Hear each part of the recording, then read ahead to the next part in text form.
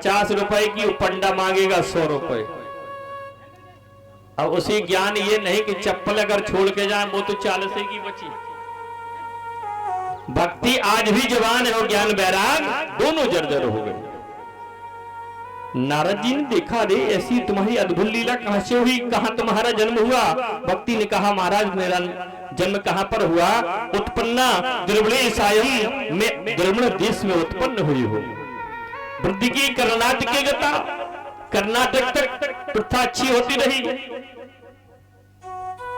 मैं बुढ़ापे की ओर जाती रही, बेटे जवान होते रहे। कुचित कुचित महाराष्ट्र तक प्रथा अच्छी रही।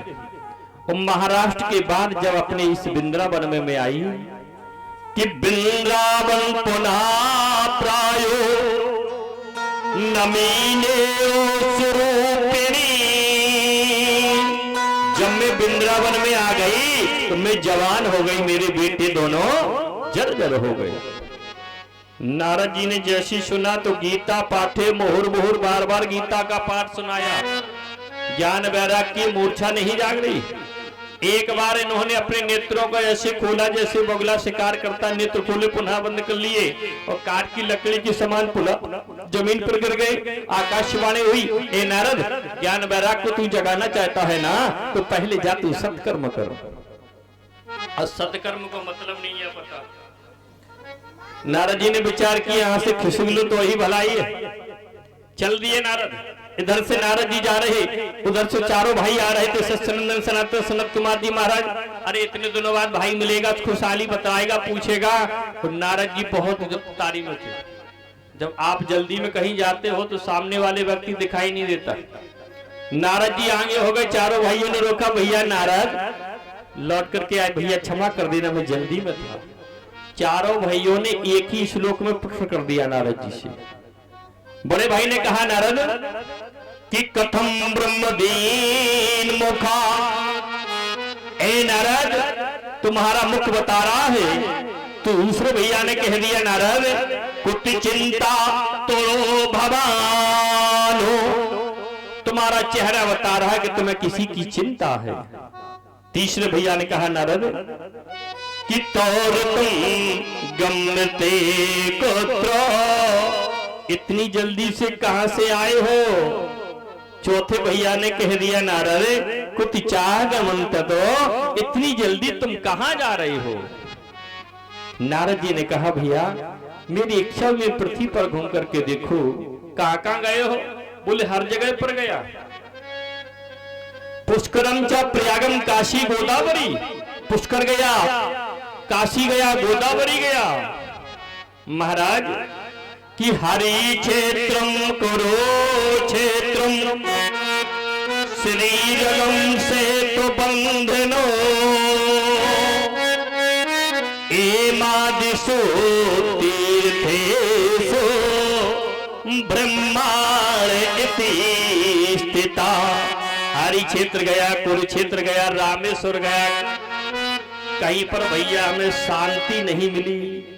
और पहले से देखो पैसा देखो गया, पैसा हो गया खूब नहीं हो गया, वस्त्र खूब हो गए, अधिक हो गए, गाड़ी घोड़ा बंगला अधिक हो गए, लेकिन पहले से कम क्या हो गई।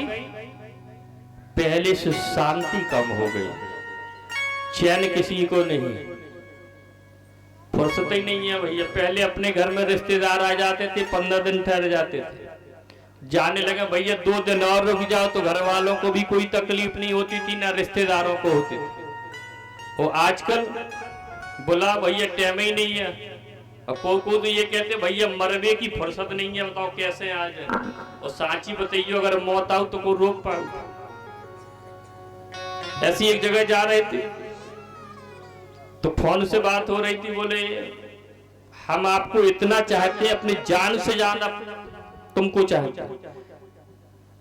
मैंने सुना अच्छा जान से ज्यादा ये इनको चाहते। वो जान निकल के बाहर खड़ी हो जाए, बोले अब तुम्हें नहीं ये चाहिए, हम ये चले, तो क्या होगा।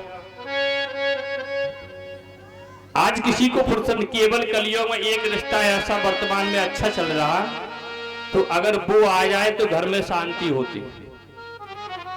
कौन भैया रिश्ता ऐसा है ना।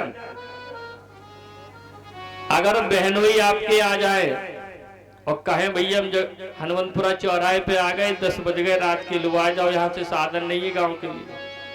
अब जाएंगे तो खूब बस, क्योंकि बहनोई है, लेकिन श्रीमती जी के खड़बड़ी शुरू। बताओ 10 बज गए, इतने खने आ रहे, बर्तन धुल गए, फिर इनके लाने रोटी बनाए।